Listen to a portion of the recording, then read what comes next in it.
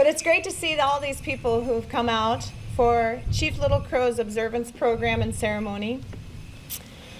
According to Joseph N. Nicolet, who was an early French explorer among the Dakota, he translated the Dakota word for chief as meaning a man of distinction.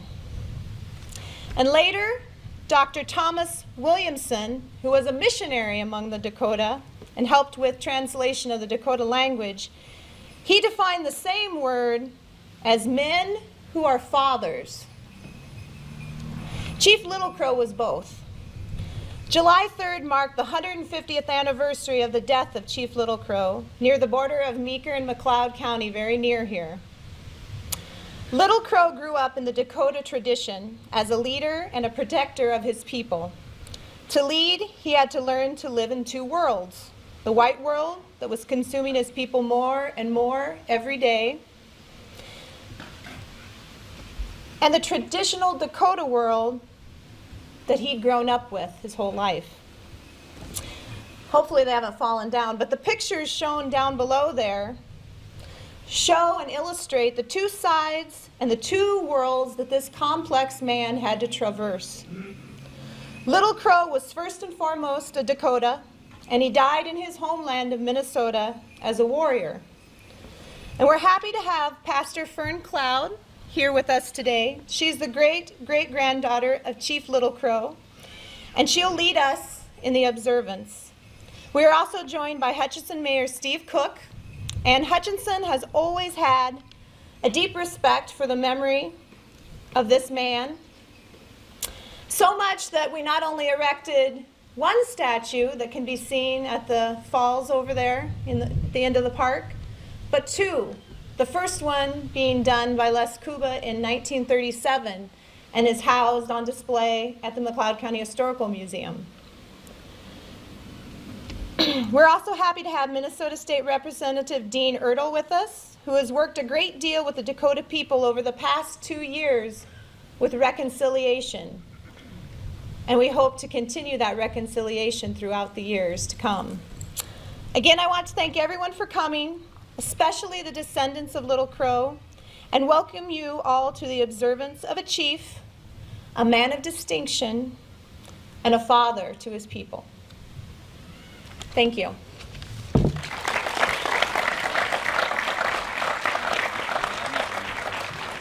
know. Turn that up a little bit more. Well, thank you. Can you hear me out there? That's good. Just a couple of introductory things before I get into what I really plan on saying today.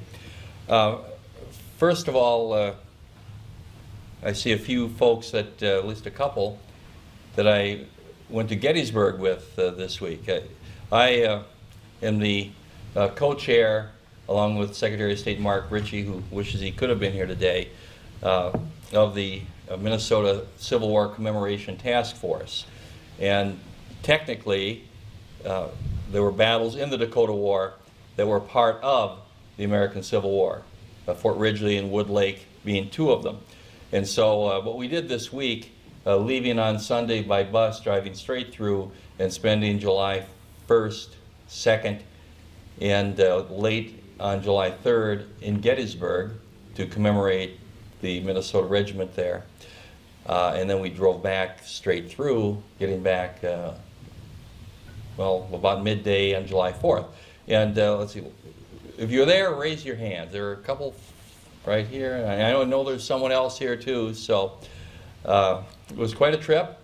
I put on my Civil War uniform and marched out to Plum Run, where the 1st Minnesota attacked on July 2nd and saved the Union line with 82% casualties, one of the most heroic moments of the Civil War. I'll have to add that the casualties of the 1st Minnesota are a little higher because I became a casualty that day when I picked up poison ivy on Plum Run. Pleased with to be here today with Fern Cloud, who I've worked with before on a couple of other things, mainly the last year, the 150th commemoration of the U.S. Dakota War of 1862. Mayor Cook has been extremely instrumental and worked hard to put this together. I'd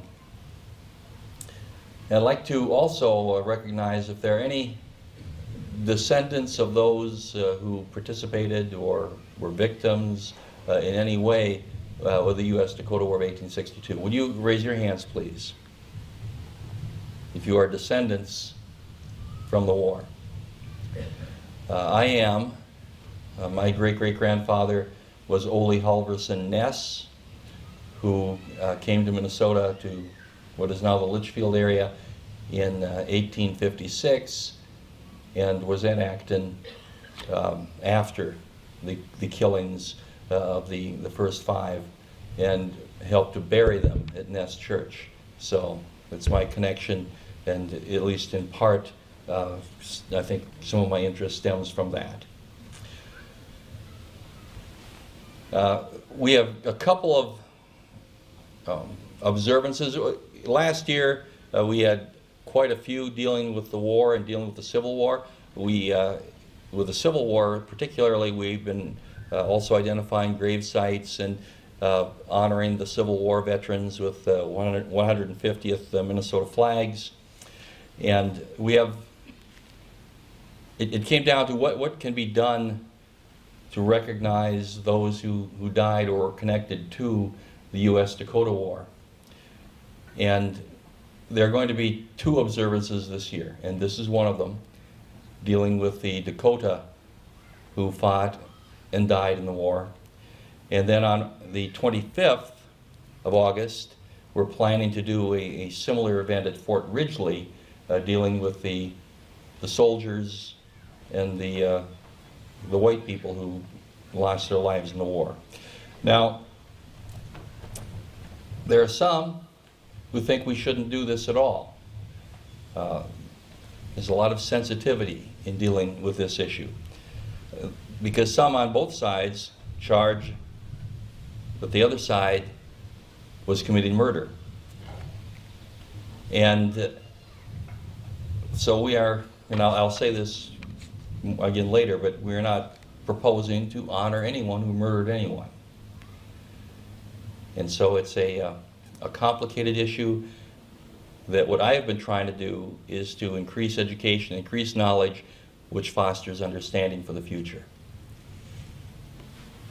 And so with that, I'll begin what actually I had prepared to say.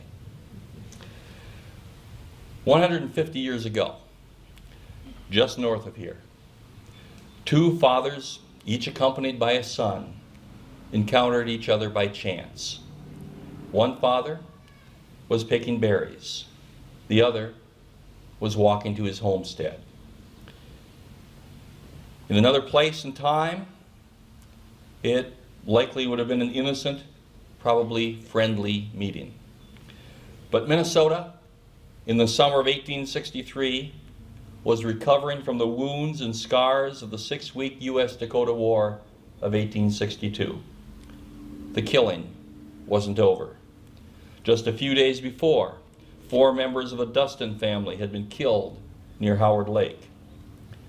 Settlers feared that Dakotas would return after many had been exiled into the Dakota Territory the previous fall. The 2 fathers, on this day in 1863, could not just pass by each other. One opened fire on the other. One is killed, the other wounded. The farmer, Nathan Lamson, lived. The Dakota, Ta Oyate Duta, did not. We gather here today to do more than remember an event in history. Tears shed in 1862 are still being wiped away by those who continue to grieve. The stark facts of Toyota Teduta's, for Little Crow's death, are horrific in their own right. The 6-week war in Minnesota ended in September of 1862. thousands of Dakota people followed Little Crow into exile in the Dakota Territory. The following summer, Little Crow returned to Minnesota after failing in his efforts to forge alliances with other Dakota and Lakota tribes. 16 men were all that followed him now, and they came for horses. By July 3rd, only Little Crow's son, Wawanape, remained at his side. The leader of thousands was now virtually alone. In Meeker County, just on the county line a few miles north of Hutchinson, as Little Crow was picking berries, he was shot dead by the passing farmer. His body was mutilated and thrown into a pit with rotting animal entrails in Hutchinson. Weeks later, the citizens of Hutchinson realized who they had thrown into the pit. They pulled him out and sent the body to St. Paul. The farmer was paid a bounty, and Little Crow's bones remained in the possession of the Minnesota Historical Society until 1970, when they were returned to his family. I note that the MHS has made significant advances since then in working with American Indian people. They learn from past mistakes, as must we all. How had we come to this state? European immigrants streamed into Minnesota in the years before the war. Dakota leaders surrendered millions of acres for which they were to be paid gold and goods. The U.S. government's policy was to change the way of life of the Dakota people, to make them Christians and farmers. Some changed and some did not. Then, the Great Civil War began, and the nation's consciousness focused on the great struggle in the East. This led to broken promises in Minnesota and a delay in the annuity payments.